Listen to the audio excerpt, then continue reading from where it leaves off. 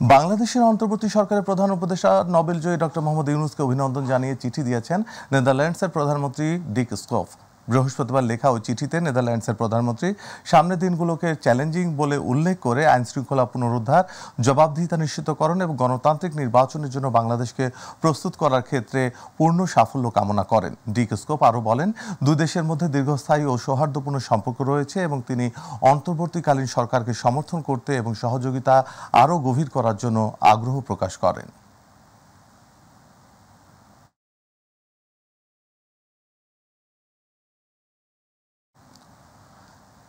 দর্শক, এই মুহূর্তে রাজনৈতিক দল গঠনের কোনো পরিকল্পনা নেই বলে জানিয়েছেন অন্তর্বর্তী সরকারের ডাক, টেলিযোগাযোগ ও তথ্য প্রযুক্তি এবং তথ্য ও সম্প্রচার মন্ত্রণালয়ের উপদেষ্টা মোহাম্মদ নাহিদ ইসলাম।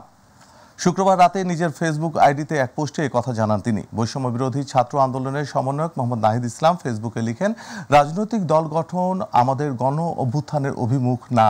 এই মুহূর্তে প্রয়োজন অভ্যুত্থানে আহত ও শহীদদের পরিবারের পাশে দাঁড়ানো, নতুন করে দেশ গঠন, সংস্কার ও অভ্যুত্থানের স্পিরিট ও জাতীয় ঐক্য ধরে রাখা। ছাত্র জনতা ও অন্তর্বর্তীকালীন সরকার সে লক্ষ্যে কাজ করবে। বৈষম্য বিরোধী ছাত্র আন্দোলনের নেতৃত্বে ছাত্র জনতার অভ্যুত্থানে গত 5 আগস্ট প্রধানমন্ত্রীর পদ থেকে পদত্যাগ করে দেশ ছাড়েন শেখ হাসিনা। এরপর 8 আগস্ট শপথ নেয় অন্তর্বর্তীকালীন সরকার।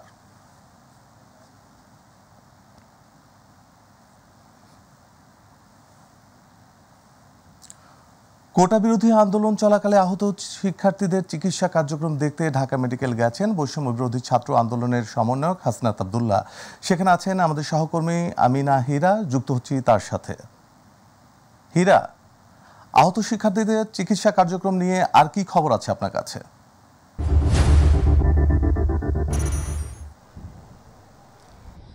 সাইদ, আমি এই মুহূর্তে ঢাকা মেডিকেল কলেজে আছি এবং ঢাকা মেডিকেল কলেজে কিছুক্ষণ আগে কিন্তু কোটা আন্দোলনের যে সমন্বয়কারী, সেই সমন্বয়কারী হাসনাতের সঙ্গে আমাদের কথা হয়েছে এবং হাসনাত যেটি আমাদেরকে জানিয়েছেন যে বাংলাদেশে যেখানে আন্দোলনরত শিক্ষার্থীরা আহত হয়েছে তাদের জন্য একটি বিশেষ ইউনিট করা হবে এবং সেই বিশেষ ইউনিটের মাধ্যমে তারা সেবা নিতে পারবে।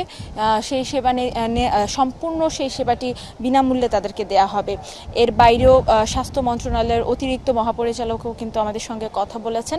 তিনি আমাদেরকে যেটি জানিয়েছেন যে এই আহত যারা রয়েছে তাদেরকে পূর্ণাঙ্গভাবে চিকিৎসা সেবা দেওয়া হচ্ছে এবং যারা প্রাইভেটে রয়েছে, আর্থিক সংকটে রয়েছে, তাদেরকেও বিভিন্নভাবে ওখান থেকে ডিসচার্জ করে এখানে এনে চিকিৎসা দেওয়া হচ্ছে। এই বিষয়টি কিন্তু তিনি আমাদেরকে নিশ্চিত করেছেন। এছাড়া আপনাকে যদি একটু জানাই সাইদ, আজকে এখন ঢাকা মেডিকেল কলেজে স্বাস্থ্য উপদেষ্টা, তারপর কোটা আন্দোলনের সমন্বয়কারী সার্জিস আলম সহ ঢাকা মেডিকেল কলেজের মহাপরিচালক, তারা কিন্তু পরিচালক পরিষদ কিন্তু বসে এবং অন্যান্য যারা সিনিয়র ডক্টররা রয়েছেন তারা একটি বৈঠক করছেন এবং এই বৈঠকের মাধ্যমে তারা সিদ্ধান্ত নেওয়ার চেষ্টা করবে কিভাবে তাদেরকে আরও বেশি উন্নত চিকিৎসা দেওয়া সম্ভব হয় এবং যেসব লাশ এখনও শনাক্ত করা হয়নি সেসব লাশ কিভাবে শনাক্ত করে তাদের স্বজনদের কাছে ফিরিয়ে দেওয়া হয় এবং যারা আহত রয়েছে তাদের আর্থিক সমস্যা থাকলে কিভাবে সেটিকেও দূর করে তাদেরকে চিকিৎসা সেবা দেওয়া হয়, বিনামূল্যে ওষুধ দেওয়া হয়। এই বিষয়গুলো নিয়ে কিন্তু তারা আলোচনা করছেন। তো এই পর্যন্ত আলোচনার বিষয়বস্তু এবং আলোচনায় কি কি বিষয় হবে আশা করি এতটুকুর মধ্যেই আলোচনা সীমাবদ্ধ থাকবে। তো আমার কাছে এতটুকু সর্বশেষ ছিল। সাইদ। হীরা, আপনাকে ধন্যবাদ। বৈষম্য বিরোধী ছাত্র আন্দোলন ঘিরে সরব ছিল দেশের ঐতিহ্যবাহী শিক্ষা প্রতিষ্ঠান ইসলামী বিশ্ববিদ্যালয়। শিক্ষার্থী শিক্ষকদের পাশাপাশি আন্দোলনে যোগ দিয়েছিল বিশ্ববিদ্যালয়ের কর্মকর্তা কর্মচারীরাও। সফল আন্দোলনের মাধ্যমে স্বৈরাচারের পতনের পর ধীরে ধীরে সচল হতে শুরু করেছে প্রতিষ্ঠানটির কার্যক্রম। দ্রুত ভিসি নিয়োগ সহ পাঠদান পুরোদমে চালুর দাবি শিক্ষার্থী সহ অভিভাবকদের। প্রতিনিধি আনিসুর রহমান মিঠু মালিতার পাঠানো তথ্য ও ছবি নিয়ে ইলিয়াস কমলের রিপোর্ট। কোটা সংস্কার আন্দোলন শুরু হলে ইসলামী বিশ্ববিদ্যালয়ের শুরুতে আন্দোলনে যোগ দেন মাত্র 15 জন শিক্ষার্থী। সময়ের সাথে সাথে বাড়তে থাকে আন্দোলনে অংশগ্রহণকারী শিক্ষার্থীর সংখ্যা। বিক্ষোভ মিছিল সমাবেশের মধ্য দিয়ে চলে তাদের কার্যক্রম। পরিস্থিতি নিয়ন্ত্রণে নিতে আন্দোলনকারী শিক্ষার্থীদের ওপর হামলা, মারধর করে হল ছাড়তে বাধ্য করে আওয়ামীপন্থী ছাত্র শিক্ষক কর্মচারীরা। সফল আন্দোলনে স্বৈরাচার শেখ হাসিনার পদত্যাগের পর এখনও স্বাভাবিক হয়নি ইবির কার্যক্রম। ভিসি সহ 2 জন পদত্যাগ করায় ব্যাহত হচ্ছে শিক্ষা কার্যক্রম। দ্রুত ভিসির নিয়োগ সহ পাঠদান স্বাভাবিক করার দাবি জানিয়েছে শিক্ষক শিক্ষার্থীরা। এই আন্দোলনটা যে বৈষম্যটা সেটা শুধুমাত্র শিক্ষার্থীদের মধ্যেই সীমাবদ্ধ ছিল না। জীবনের মায়া ত্যাগ করে আমাদের রাজপথে আন্দোলনের সাথী ছিলেন সেই সকল শিক্ষকদেরকে আমরা আমাদের অভিভাবক হিসেবে দেখতে চাই। তার ইসলাম বিশ্ববিদ্যালয়ের আশেপাশের লোকে তাদের যে অকুণ্ঠ সমর্থন, এই সমর্থনই আমাদেরকে বিজয় ছিনিয়ে আনতে সহযোগিতা করেছেন। ছাত্রছাত্রীদের পদচারণায় আবার মুখরিত হোক সকল শিক্ষা প্রতিষ্ঠান। দ্রুত সময়ের মধ্যে ভিসি নিয়োগ দিলে স্বাভাবিক কার্যক্রমে ফিরবেন জানিয়েছেন শিক্ষকরা। এরা এখন লেখাপড়া পরিবেশ চাচ্ছে, অতি দ্রুত গতিতে যদি বিশ্ববিদ্যালয় খোলা যায় তাহলে এখানে শিক্ষার পরিবেশ ফিরে আসবে ইনশাআল্লাহ। সুতরাং এর মধ্যে প্রথম প্রয়োজন বিশ্ববিদ্যালয়ের ভাইস চ্যান্সেলর নিয়োগ দেওয়া, প্রভাস চ্যান্সেলর এবং ট্রেজারার মহোদয়কে নিয়োগ দেওয়া। গত 17 জুলাই থেকে বন্ধ রয়েছে ইসলামী বিশ্ববিদ্যালয়ের সকল পাঠদান। বিশ্ববিদ্যালয়ের ভিসি অধ্যাপক ডক্টর শেখ আব্দুস সালাম ও প্রো ভিসি অধ্যাপক ডক্টর মাহবুবুর রহমান এবং কোষাধ্যক্ষ অধ্যাপক ডক্টর আলমগীর হোসেন ভুইয়া পদত্যাগ করার পর এখন পর্যন্ত ওই পদে কোনো নিয়োগ দেয়নি বিশ্ববিদ্যালয় মঞ্জুরি কমিশন। ইলিয়াস কমল, মাই টিভি। ভারত সংখ্যালঘু নিয়ে মিথ্যা অপপ্রচার চালাচ্ছে বলে মন্তব্য করেছেন এলডিপির প্রেসিডেন্ট কর্নেল অবসরপ্রাপ্ত অলি আহমেদ। তিনি বলেন, শেখ হাসিনা মন্ত্রী এমপি সহ গণহত্যার সাথে জড়িতদের অপরাধ আদালতে বিচারের মুখোমুখি করতে হবে। সকালে দেশের সাম্প্রতিক পরিস্থিতি নিয়ে সংবাদ সম্মেলন করেন কর্নেল অবসরপ্রাপ্ত অলি আহমেদ। এসব কথা এই মন্ত্রণালয়ের অধীনস্থ সকল প্রতিষ্ঠান হতে রাজনৈতিক ক্যাডারকে বরখাস্ত করতে হবে। তাদের দুর্নীতি এবং ক্ষমতার অপব্যবহার তদন্ত করে বিচারের আওতায় আনতে হবে। অবস্থার উন্নতি হলে পর্যায়ক্রমে নতুনভাবে প্রত্যেকটি সিটি কর্পোরেশন, উপজেলা, পৌরসভা এবং ইউনিয়ন পরিষদ সমূহের নির্বাচন পুনরায় ব্যবস্থা করতে হবে। বর্তমানে যারা আছে তারা হলো আওয়ামী লীগের গুন্ডারা। 5% আছে শুধু যারা গুন্ডা না। তাদের মাধ্যমে এই সরকারের কর্মকাণ্ড পরিচালনা করা গ্রাসরুটে সম্ভব হবে না। বিভিন্ন প্রতিষ্ঠানে আউটসোর্সিং করে দৈনিক মজুরি ভিত্তিক চাকরি স্থায়ীকরণের দাবিতে বিক্ষোভ করছে তৃতীয় ও চতুর্থ শ্রেণীর কর্মচারীরা। সকাল 9টা থেকে শাহবাগে জড়ো হয়ে সরকারি বেসরকারি স্বায়ত্তশাসিত ও বিভিন্ন প্রকল্পের হাজার হাজার কর্মচারী এ দাবি জানান। বেতন 6 মাস পর্যন্ত দেরি করা, যখন তখন চাকরি চলে যাওয়া, উৎসব ভাতা না পাওয়া সহ নানা দাবিতে দীর্ঘদিনের আন্দোলন তাদের। একই প্রতিষ্ঠানের কর্মচারীদের সঙ্গে দুরকম আচরণের অবসান চান তারা। ঠিকাদারি কোম্পানির তত্ত্বাবধানে বেতন হওয়ায় প্রত্যেকের বেতন থেকে কয়েক হাজার টাকা কেটে নেওয়া হয় বলেও জানান তারা। রাজধানীর বাইরে ঢাকার চেয়ে বেশি টাকা কেটে বেতন দেওয়া হয় বলে অভিযোগ বিক্ষোভকারীদের।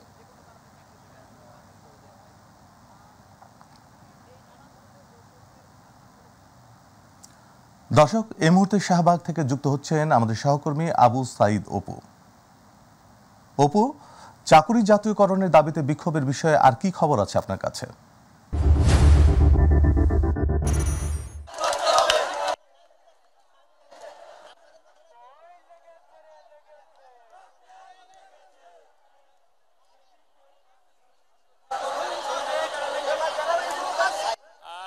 আপনাকে ধন্যবাদ। আপনি জানেন এর আগে কিন্তু বৈষম্য বিরোধী ছাত্র আন্দোলন এই জায়গা থেকে কিন্তু গণ অভ্যুত্থানের ঘটনা ঘটেছিল এবং সেই ধারাবাহিকতা অক্ষুণ্ণ রাখতে এই যারা আসলে চাকরি স্থগিতকরণের দাবিতে এবং বয়সসীমা বৃদ্ধির দাবিতে কিন্তু তারা মাঠে নেমেছেন এবং যাদেরকে আসলে মাস্টার রোলে রাখা হয়েছে এবং যাদেরকে আসলে যে ন্যূনতম যে মানে সম্মানটুকু বা স্যালারিটুকু যে দেওয়ার কথা সেটুকু কিন্তু দেওয়া হয় না, সেই প্রতিবাদে কিন্তু তারা মাঠে নেমেছেন। আমরা যদি একটু দু একজনের সাথে একটু কথা বলতে চাই, আজকে আমরা কিসের জন্য এই আন্দোলনে নেমেছেন?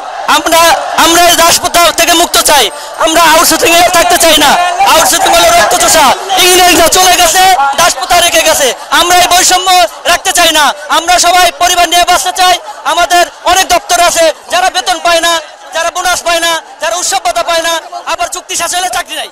চুক্তি শেষ হলে জাতীয়করণের বিষয়টা কি আপনারা চাচ্ছেন? জি, আমরা চাচ্ছি আমাদেরকে জাতীয়করণ করা হোক।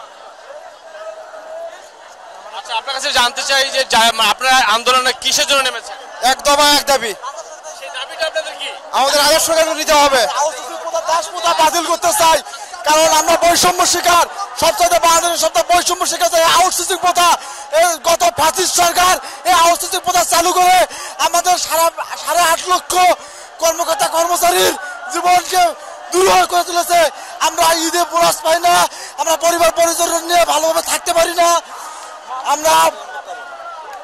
আমরা 2 ঈদে কোনো বোনাস পাই না, আমাদের ফ্যামিলি ভালোভাবে চলতে পারে না। ধন্যবাদ। আমরা আপনার কাছে জানতে চাই আপনি কি চান? আমরা চাই অনতিবিলম্বে আউটসোর্সিং প্রথা বাতিল করে আমাদের জাতীয়করণ করা হোক এবং আমরা দাসপ্রথা মুক্ত চাই। আমাদের থার্ড পার্টির কোনো প্রয়োজন নাই, কারণ সরকার আমাদের বেতন দিচ্ছে, থার্ড পার্টি আমাদেরকে নিয়ন্ত্রণ করবে, এটা আমরা চাই না। এজন্য আমরা চাই আউটসোর্সিং মুক্ত বাংলাদেশ, আউটসোর্সিং প্রথা বাতিল চাই, আউটসোর্সিং বাতিল চাই এবং আমরা স্থায়ীকরণ চাই।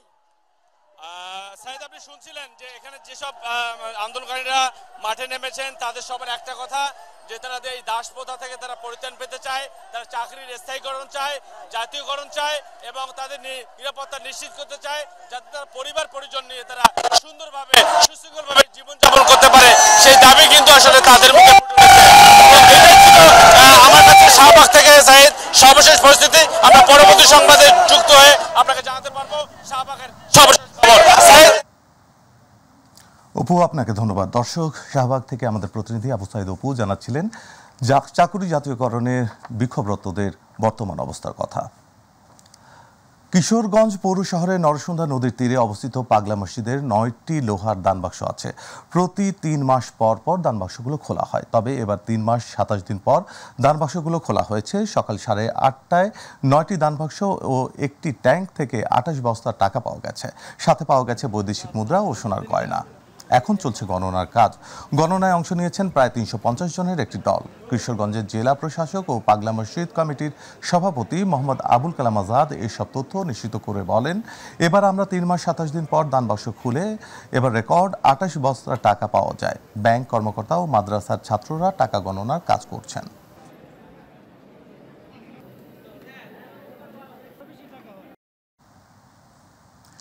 দেশের বিভিন্ন স্থানে আগামী কয়েকদিন দমকা হাওয়া সহ হালকা থেকে মাঝারি ধরনের বা বজ্রসহ বৃষ্টি হতে পারে। পাশাপাশি কোথাও কোথাও মাঝারি ধরনের ভারী থেকে ভারী বৃষ্টিপাত হতে পারে বলেও জানিয়েছে আবহাওয়া অধিদপ্তর। শুক্রবার সন্ধ্যায় দেয়া এক পূর্বাভাসে এসব তথ্য দেওয়া হয়েছে। আবহাওয়া অফিস থেকে বলা হয়েছে, আবারও বিক্ষুব্ধ হয়ে উঠেছে বঙ্গোপসাগর। উপকূল হয়ে দমকা বাতাস দেশের নদী তীরবর্তী এলাকাগুলোতে ছড়িয়ে পড়েছে। এদিকে বঙ্গোপসাগরে সৃষ্টি হওয়া লঘুচাপটি সুস্পষ্ট লঘুচাপে পরিণত হয়েছে। ফলে চট্টগ্রাম, কক্সবাজার, পায়রা ও মোংলা বন্দরকে 3 নম্বর স্থানীয় সতর্ক সংকেত দেখাতে বলা হয়েছে। সাগরে অবস্থানরত নৌযানগুলোকে উপকূলের কাছে সাবধানে চলাচল করতে বলা হয়েছে। রংপুরে কারারক্ষীদের পিটুনিতে কয়েদির মৃত্যুর অভিযোগে তদন্ত কমিটি গঠন করেছে জেলা প্রশাসন। কারারক্ষীদের পিটুনিতে বাহারাম বাদশা নামে যাবজ্জীবন দণ্ডপ্রাপ্ত এক কয়েদির মৃত্যুর অভিযোগ উঠেছে। শুক্রবার পরিষ্কার পরিচ্ছন্নতার দায়িত্বে থাকা আরেক কয়েদির রফিকুলের মারামারির ঘটনা ঘটে। এতে কারারক্ষী মোতালেব ও শাহজাহান বাহারামকে পিটিয়ে গুরুতর আহত করে। পরে তাকে হাসপাতালে নিলে চিকিৎসক বাহারামকে মৃত ঘোষণা করে। বেলা 12টার দিকে বাহারাম হত্যার বিচার সহ কারাগারে অনিয়ম দুর্নীতি তুলে বিক্ষোভ করতে থাকে কয়েদিরা। এই সময় কয়েদিরা কারাগার ভেঙে পালিয়ে যাওয়ার চেষ্টা করে। পরে সেনাবাহিনী, র্যাব, পুলিশ সদস্যরা ঘটনাস্থলে এসে পরিস্থিতি নিয়ন্ত্রণে আনে।